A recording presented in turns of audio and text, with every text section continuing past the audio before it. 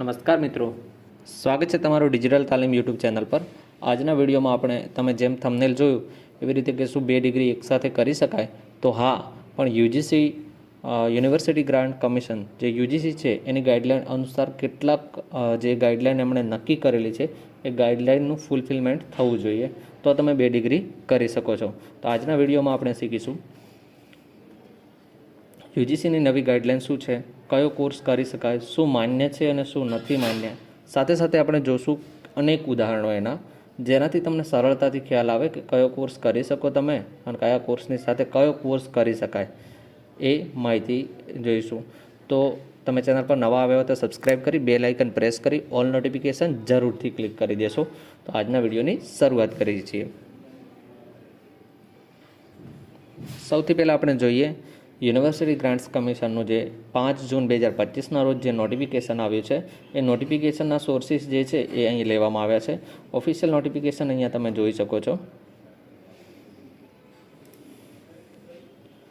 અહીંયા તમે જોશો ને તો આ જે ઓફિશિયલ નોટિફિકેશન છે યુજીસીનું, અને અહીંયા બધી વિગતો જે આપેલી છે, આ નોટિફિકેશનની અંદર જેટલો પણ સોર્સ છે એ આ વિડીયોની અંદર કવર કરવામાં આવ્યો છે। બાકીની વિગતો તમે આ જે નોટિફિકેશનની પીડીએફ સ્વરૂપે તમને મળી જશે વિડીયોના ડિસ્ક્રિપ્શન બોક્સની અંદર। તો આજે જે આપણે બેકગ્રાઉન્ડને એ બધી વિગતોને લઈશું નહીં, પણ જે ઓબ્જેક્ટિવ્સ છે એ પણ વિગતોને આપણે લઈશું નહીં। જે યુજીસીની મેઇન ગાઈડલાઇન છે 5, એ ગાઈડલાઇનને આપણે સમજીશું અને કયો કોર્સ ક્યારે કેવી રીતે કરી શકાય એની પણ માહિતી આ વિડીયોની અંદર તમને જોવા મળશે। તો પહેલી ગાઈડલાઇન આપણે જોઈએ। પહેલી ગાઈડલાઇન એ છે કે a student can pursue 2 full time academic programs in physical mode provided that in such cases class timing for one program do not overlap with the class timing of the of other program। એટલે કે અહીંયા એવું કહેવા માંગે છે કે તમે કોઈપણ 2 કોર્સ જે છે એ એડમિશન કોઈપણ 2 કોર્સની અંદર રેગ્યુલર મોડની અંદર એડમિશન લઈ શકો છો, પરંતુ જે છે એનો ક્લાસ ટાઈમિંગ ઓવરલેપ થવો જોઈએ નહીં। એકસાથે બંને, ફોર એક્ઝામ્પલ આપણે જોઈશું તો એ રેગ્યુલર પ્લસ રેગ્યુલર કોર્સ કરી શકાય છે, પરંતુ ઓવરલેપ થવો જોઈએ। એટલે કે તમે ફૂલ ટાઈમ કોર્સ યુનિવર્સિટીમાં કરી શકો છો, બંનેનો સમય અલગ અલગ હોવો જોઈએ। ફોર એક્ઝામ્પલ આપણે સવારે 7 થી 10 બીએ ઇન ગુજરાતીમાં તમે એડમિશન લો છો અને બપોરે 2 થી 5 ડિપ્લોમા ઇન ડ્રોઈંગ લો છો। બંને રેગ્યુલર કોર્સિસ છે, પણ બંનેનો જે સમય છે એ અલગ છે। જો કયા કેસની અંદર તમને આ લાગુ પડે નહીં તો શું ના ચાલે, તો બંને કોર્સ માટે 9 થી 12નો જો સમય અહીંયા હોય તો એ ના ચાલે। એટલે કે આ એક્ઝામ્પલ છે એક, બંનેનો સમય એક હોવો જોઈએ નહીં। બંને કોર્સ રેગ્યુલર કરી શકાય, પરંતુ સમય એનો અલગ હોવો જોઈએ। તો આ પહેલી ગાઈડલાઇન થઈ।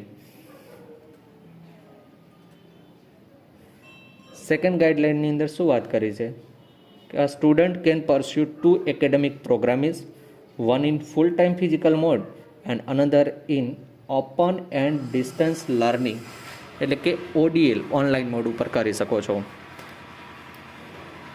તો ડિસ્ટન્સ લર્નિંગ આધારિત તમે કોઈ પણ એક પ્રોગ્રામ કરી શકો છો અને એક તમે ઓનલાઈન કોર્સીસ પણ કરી શકો છો।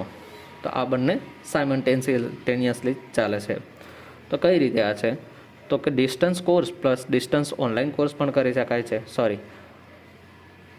સેકન્ડ ગાઈડલાઇનમાં regular course plus distance online course કરી શકાય છે। આ સૌથી સરળ વિકલ્પ છે। એટલે કે તમે એક કોર્સ યુનિવર્સિટીમાં કરો છો અને બીજું કોર્સ ડિસ્ટન્સમાં કરો છો। તો આના માટે શું, રેગ્યુલર બીએડ તમે ગવર્મેન્ટ કોલેજ કે ડિસ્ટન્સમાં તમે MA કરો છો તો આ ચાલે છે। ફોર એક્ઝામ્પલ કે તમે અત્યારે PTCમાં એડમિશન લીધું છે અને તમે રેગ્યુલર મોડની અંદર BA કરવા માંગો છો, તો પણ તમે ઇગ્નુ એટલે કે જે આપણે ઇગ્નુ જે ડિસ્ટન્સની જે યુનિવર્સિટી છે અથવા બાબા સાહેબ ઓપન યુનિવર્સિટી છે, તો બંને કોર્સ એકસાથે કરી શકાય છે, બરાબર। આમાં કોઈ પણ પ્રકારનો અવરોધ નથી। તમે PTC પણ કરી શકો છો અને એની સાથે સાથે BA પણ કરી શકો છો। PTC તમારું રેગ્યુલર મોડની અંદર ચાલશે અને BA તમારું જે છે ઓપન કે ડિસ્ટન્સ મોડની અંદર ચાલશે। તો આવા કેસીસની અંદર લાગુ થઈ શકે છે।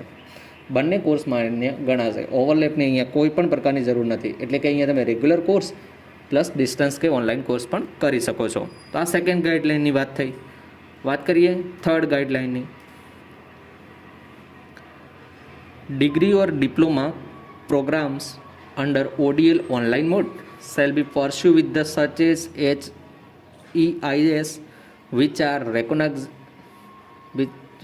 recognized by UGC Statutory Council, Government of India for running such as program is. તો અહીંયા વાત કરી છે કે બંને કોર્સીસ જે છે એ ડિસ્ટન્સ કે ઓનલાઈન મોડમાં પણ કરી શકાય છે. તમે ઘર બેઠા ડિસ્ટન્સ કે ઓનલાઈન કોર્સ પણ કરી શકો છો. બંને ડિસ્ટન્સ કે ઓનલાઈનની વાત થઈ છે, બરાબર. પણ એ જે માન્યતા છે એ યુજીસી દ્વારા આ કોર્સીસ જે છે, આ જે તે તમે ઇન્સ્ટિટ્યુશનની અંદર એડમિશન લો છો એ ઇન્સ્ટિટ્યુશન યુજીસી માન્ય હોવો જોઈએ, બરાબર. ઉદાહરણ તરીકે તમે ડિસ્ટન્સમાં MBA કરો છો MIT યુનિવર્સિટીમાં ઓનલાઈન મોડની અંદર, અને PG ડિપ્લોમા તમે યોગાની અંદર કરો છો OTL મોડમાં, બરાબર. તો આ બંને માન્ય ગણાય છે. તો આ યુજીસીની થર્ડ ગાઈડલાઈન થઈ. જો કોઈ કોર્સને યુજીસી માન્યતા આપેલ નથી તો એ કોર્સ તમે અહીંયા કરી શકશો નહીં, બરાબર. તો બંને ડિસ્ટન્સમાંથી કરો છો તમે, બરાબર. એક ઓનલાઈનમાંથી કરો છો અને એક ડિસ્ટન્સમાંથી કરો છો તો પણ માન્ય છે. પણ બંને કોર્સની અંદર જો કોઈ યુજીસીની માન્યતા અહીંયા નથી તો એ કોર્સ તમે કરી શકશો નહીં. વાત કરીએ ફોર્થ ગાઈડલાઇનની, તો degree or diploma programme is under this guidelines shall be governed by the regulation notified by the by the UGC and also the respective statutory professional council wherever applicable.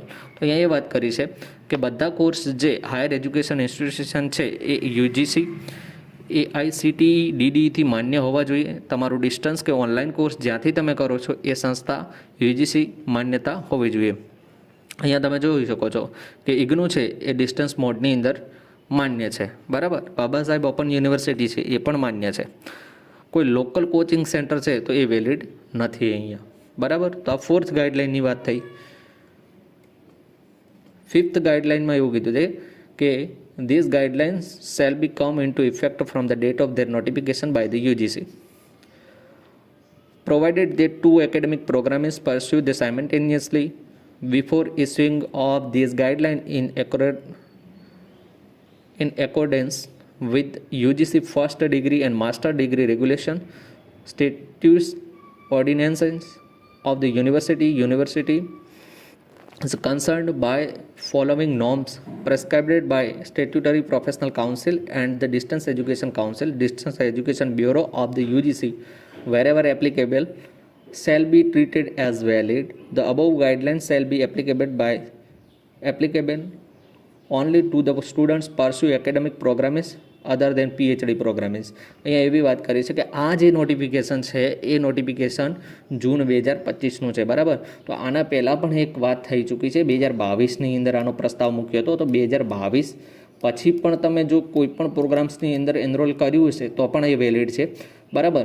તો આ બધા પ્રોગ્રામ્સ જે છે એ પ્રોગ્રામ્સની અંદર PhDને બાકાત રાખવામાં આવી છે, બરાબર. PhD માટે આ લાગુ થઈ શકશે નહીં. જો તમે એક સાઈડમાં PhD કરો છો એની સાથે સાથે કોઈ અધર કોર્સ કરો છો તો એ વેલિડ રહેશે નહીં અહીંયા, બરાબર. તો 2022 પછીથી તમે એડમિશન લીધું છે અને 22 પછીથી તમે એક કોર્સની સાથે બીજો કોર્સ કરો છો તો એ વેલિડ રહેશે અહીંયા. ઉદાહરણ જોઈએ એના, તો કે નવા ગાઈડલાઇન જૂન 2025થી અમલમાં આવ્યા છે. PhD માટે આ લાગુ પડતા નથી. એપ્રિલ 2025થી જે પણ વિદ્યાર્થી કોર્સ કરે છે આ નિયમો લાગુ પડે છે. અહીંયા એપ્રિલ 2025 લખ્યું છે એની જગ્યાએ 2022માં પણ એક પ્રસ્તાવ થઈ ચૂક્યો. તો 2022 પછી પણ તમે એડમિશન લીધું હોય તો પણ એ લાગુ થઈ શકે છે. PhD કરનાર માટે છૂટ કોઈ પણ પ્રકારની મળતી નથી અહીંયા. ઉદાહરણ, તમે એપ્રિલ 2025 બાદ regular MA plus online diploma કરો છો તો એ વેલિડ છે.